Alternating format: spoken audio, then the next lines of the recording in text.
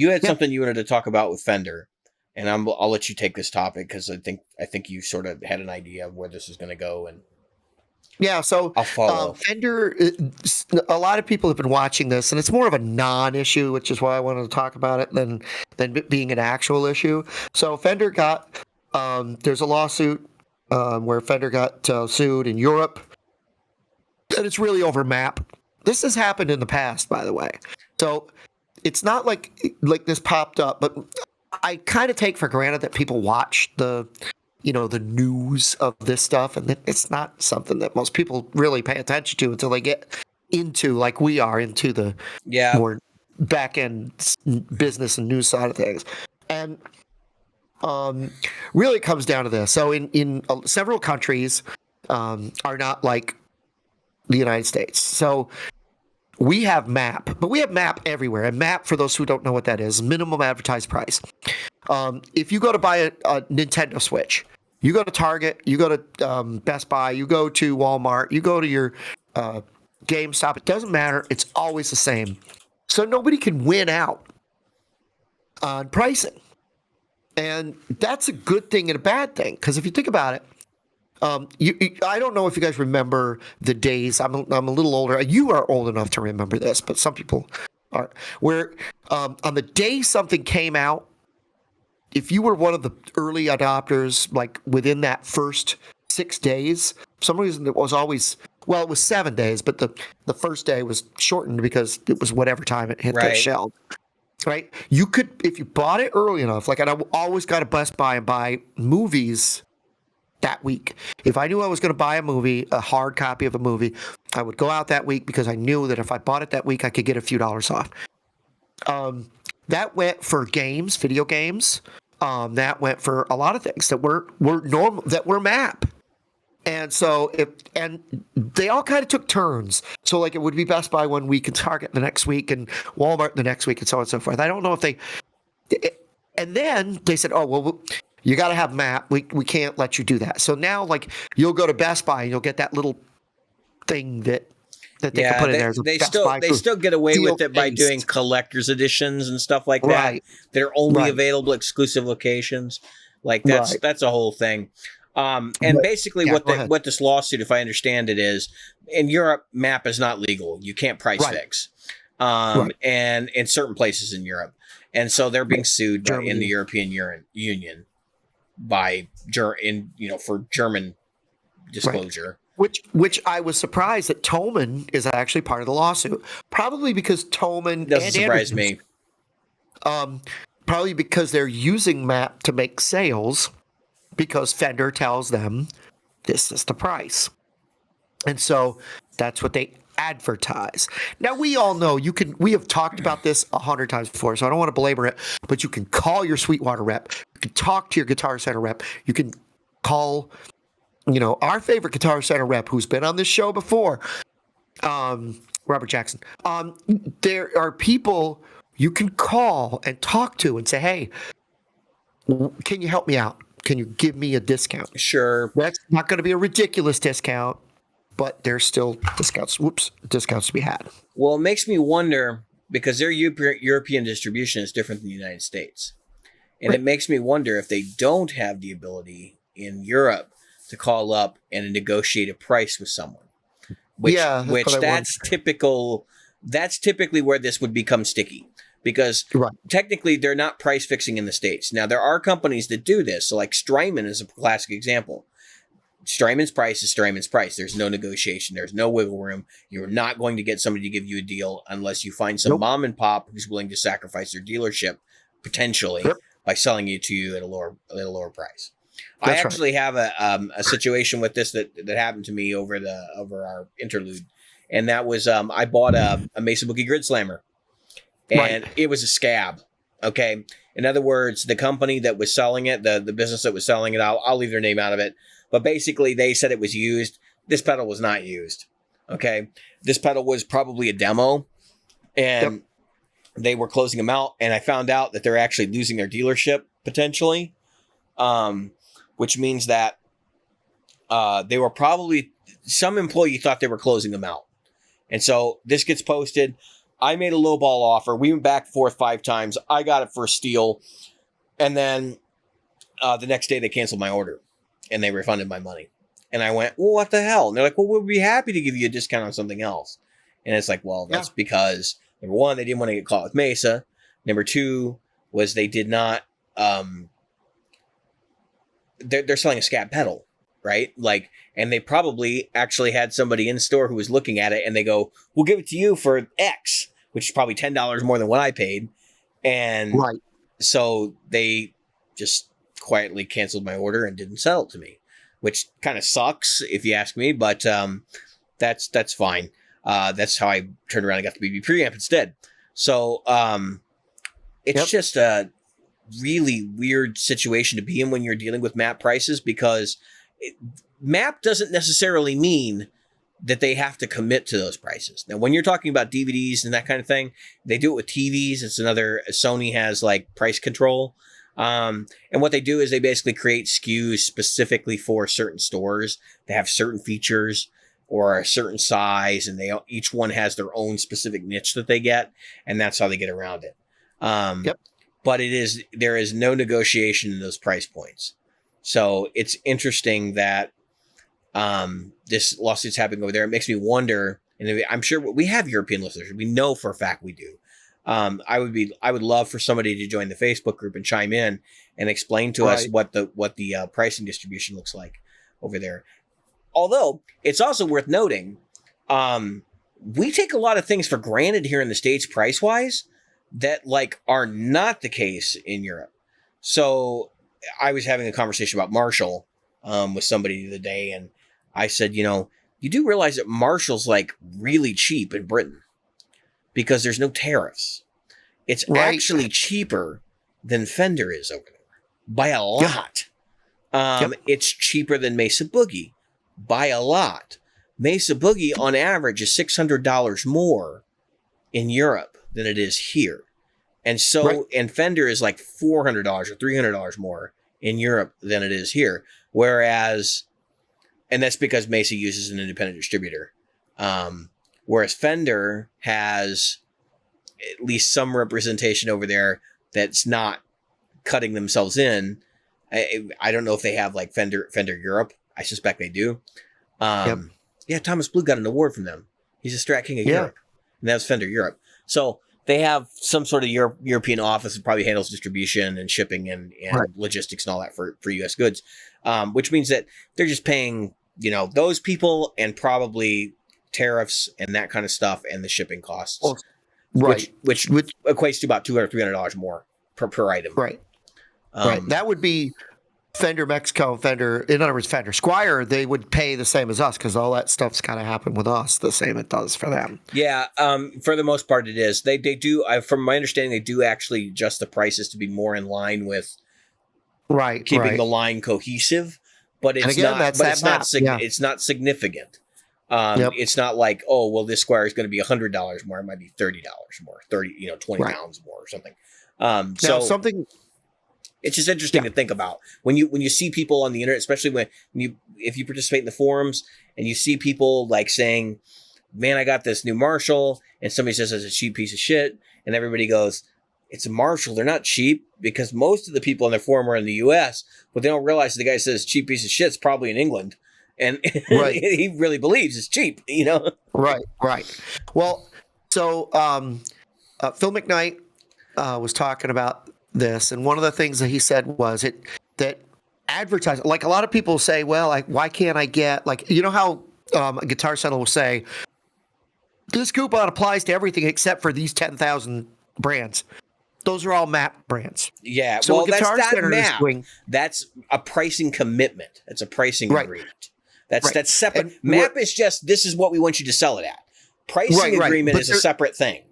Right, but they're pricing it to, typically they're agreeing to price it to MAP. That's why they're saying, okay, we're gonna do that. I'm not saying that everything is MAP in there. They just don't allow deals on that stuff. That's basically what it is. It's an agreed to fixed price.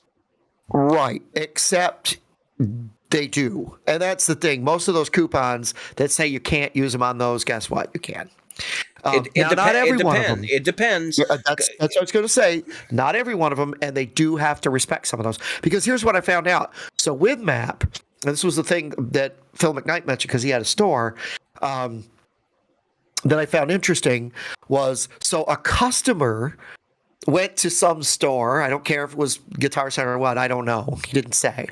But he went there and they wouldn't make him a deal. So he went to, and it was on a PRS McCarty, like a really expensive McCarty. And they would not make him a deal. And he said, I want this one. So this customer went to Phil McKnight, said, hey, would you make me this deal? And Phil McKnight was like, heck yeah, I'll make you that deal and I'll throw in a free PRS SE with on top of it. He didn't ask for it. So then the guy took the receipt and the free PRS, went to the other dealer, goes, look what Phil McKnight did for me. Whatever Phil's store was. And they went, oh yeah, well, we're going to report them to PRS. And they did. So, and here's what happened now. He said, typically what happened is all you get is your rep calling you up going, all right, don't do that again. Now I'm going to yell at you for the equal amount of time I got yelled at by my supervisor for you doing that. Depends on the company. Oh, it depends on the company. Now, one of the companies, this kind of almost a new, I don't know if you know this, Guitar Center is now going to carry Mesa. And that's that's the next topic. Let's avoid that if we can. Oh, it is? Okay. Yeah. Okay. I was going to bring that. I actually added that because I was like, we're going to talk about that. Okay, because I was going to say, you didn't tell me, and I was like, no. I can't believe you didn't mention it. No. They are one of those companies that does not handle people breaking the rules well. Yeah, well, they're going to now. We're going to have to now. So I'm going to let you finish this topic and take us into the next one. Yeah, so just as like to kind of round this out, the brands that I know that are really an issue with the fixed pricing agreement stuff, UAD will not give you a deal, and they will not allow their vendors to give you deals. What they do is will you get free plugins? And it's just an excuse for you to get deeper into their ecosystem, which is part of the reason why you hear me pissing and moaning about walled gardens over there. The other company that will not give you a deal is Strymon. That one is well known. And Mesa Boogie, for the most part, you're going to have a hard time getting a dealer to give you a deal. You'll find scabs. They do exist. Look for a dealer that sucks, that doesn't have a lot of stuff, that may be on the verge of losing their dealership. And they may be willing to make a deal with you because chances are, for whatever reason, their clientele doesn't buy Mesa Boogie stuff, and that's why they're looking to get out. So it's worth noting. I mean, if you're thinking about it, those are the three brands that are like most synonymous with. We don't play games with those guys because Mesa Boogie's reputation is you screw up, you're done. And that's part of the reason why they ended up pulling the plug on what is allegedly one of their most lucrative deals, which was the first time around the Guitar Center, all right, so we're going to switch topics. Obviously, the elephant in the room is that Mesa Boogie is back at Guitar Center. I called this. And I called this when Gibson came in. I think we both said it. I think we said that there was going to be wider distribution, but so I've actually talked to some dealers. I won't share anything that's troublesome. Right. There were some things that were told to me that I was like, that's interesting and very salacious, but it's not something that I want to report because I don't know the validity. I don't want to incriminate anyone. And we could talk about that stuff offline. If you want to send me a private message, I might be able to. I won't exactly tell you what I know, but I'll tell you enough. Yep. It's interesting. And some of the stuff that you're probably suspecting in your head when you hear this news is probably things that might have actually happened. So basically, they're back at Guitar Center. The only thing available right now is pre-order. And it's funny because they're still not shipping shit. So it's like you're back at Guitar Center, but you're not producing enough equipment to actually provide inventory, which is absolutely insane. Which is why, at least in the beginning, I don't think we're going to see anything in a Guitar Center. And even if it do, it'll be like LA, New York. Oh, no, my friend. Mesa Boogie's reps have been very clear that this stuff will be stocked in stores when it is available.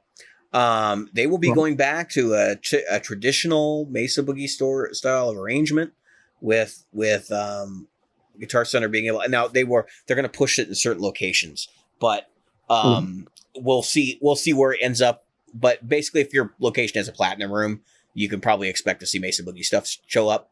Right. That's not all Guitar Centers. Not all Guitar Centers have a platinum room.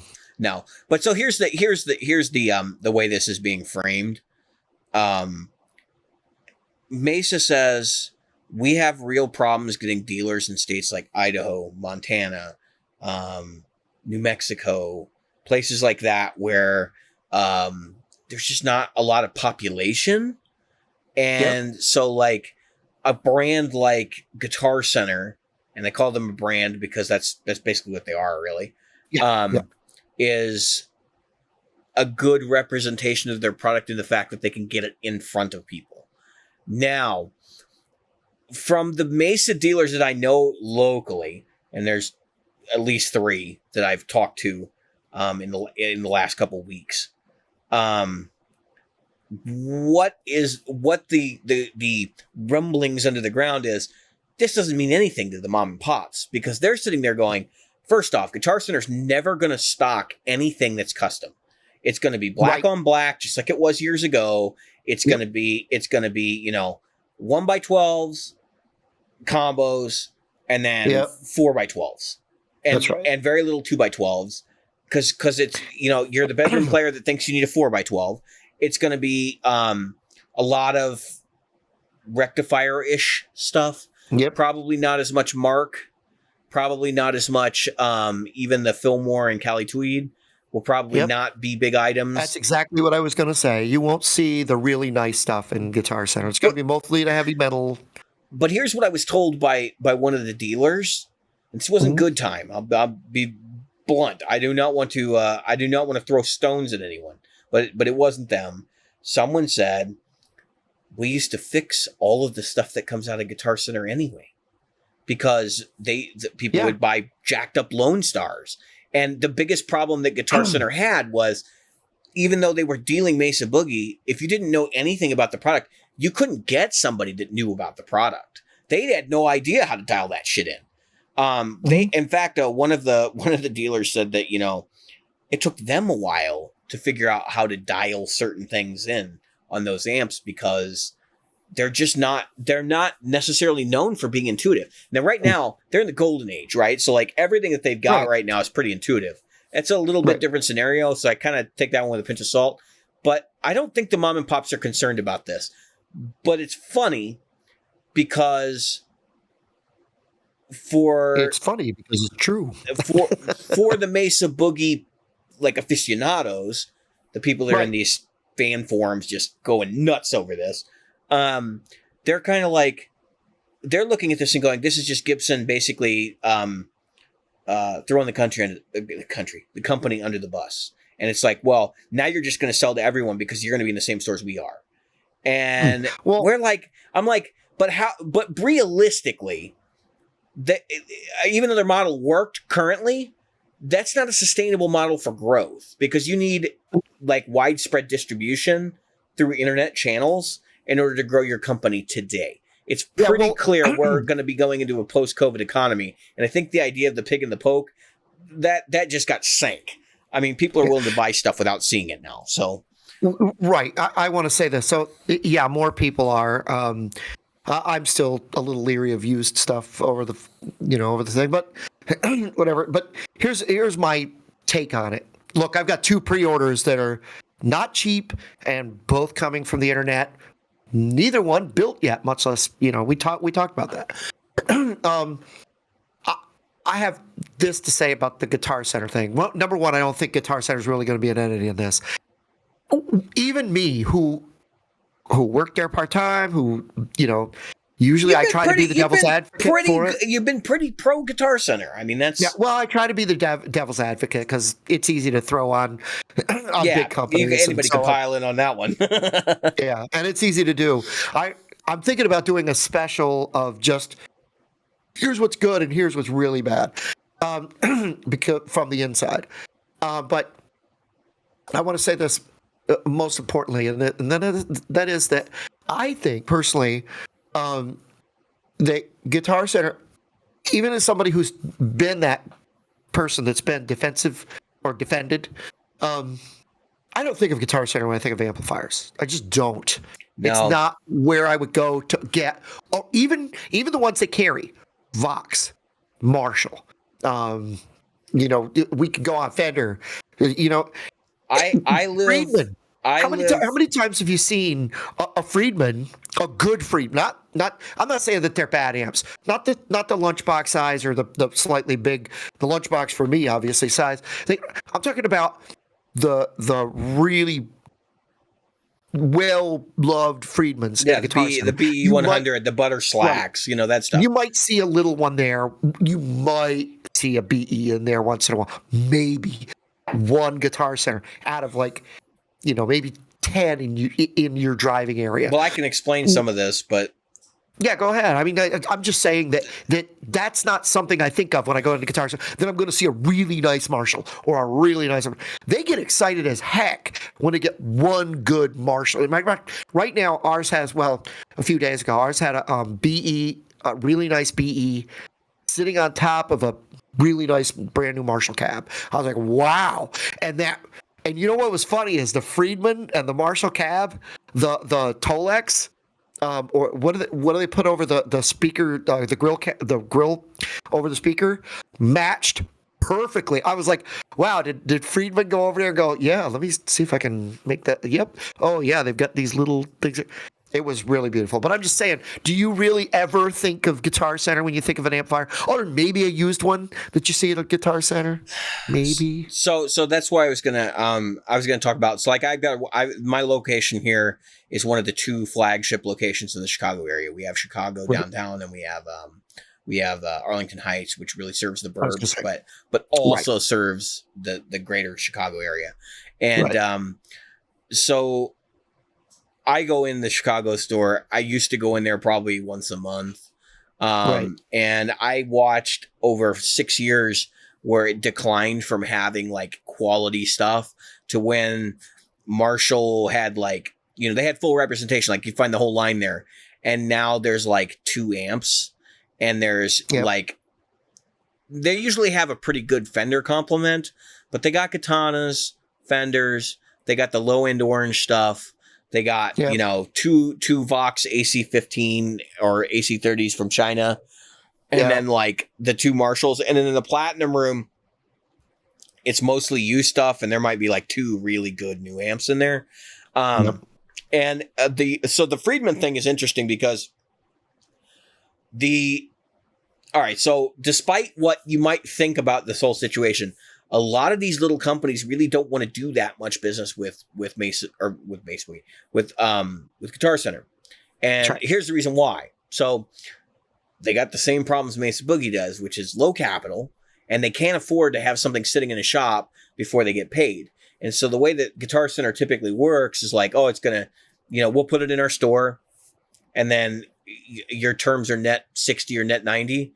And they may not pay you in 90 days because they'll pay you they'll pay the interest when it sells, because they may be sitting there thinking we're going to make enough money on this that we'll be able to pay the interest off. And they play games that. And so they know that they that margin, some of that margin built in is the fact that they know they're going to wind up paying interest on some of that stuff that sits there. I've seen high end stuff sit for a year at our Guitar Center, because who walks into Guitar Center thinking I'm going to buy a $5,000 Petrucci Music Man? Yeah, in Virginia Beach. I mean, it's a wild thing. It never ceases to amaze me the amount of guitars and amps that companies produce that are out of the realm of affordability that are going to end up in a Guitar Center showroom somewhere and literally never move. Yep. So anyway, as far as that's concerned, I think there's a little bit of stuff going on with Friedman where it's we're going to sell a certain amount of amps to you, and that's it, which is why you don't see them. But in the beginning, they were hand over fist. Friedman was everywhere in Guitar Center here in the Illinois area and multiple locations, because I think it was maybe a little bit of yeoman pride, not really realizing what was going to happen. and why Mesa Boogie was so protective and why they didn't want to get into that nightmare.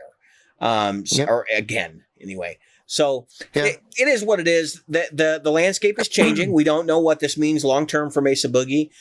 We do know that there's been no change in staffing over there, other than they've actually been hiring people. If you've been watching Instagram, they've been putting up job ads, looking for technicians and everything else. So with everybody, well, Mesa Boogie's case, it's interesting because they're having problems with demand. So if they're hiring people, it looks like they're going to fill that demand. This is what they're going to try to do, and they're going to try to keep that demand up. So maybe this was an effort to like bring people on and say we're going to go over to Guitar Center so that we can continue to have that demand and fill that demand. I don't know. I'm just saying now they're in a little different shape because they have capital from Gibson being pushed in and also expected to go out. So in order for that to happen, then they have to start really marketing stuff. So actually, if anything, people were saying there's going to be price hikes for Mesa Boogie. I actually expect you're going to see price cuts. And I don't actually know how they're going to pull that off in terms of maybe just cheaper labor. I don't know, but Gibson's going to force that at some point. Because if they're going to try to get massive representation, they got to get the price point down so the stuff will actually sell.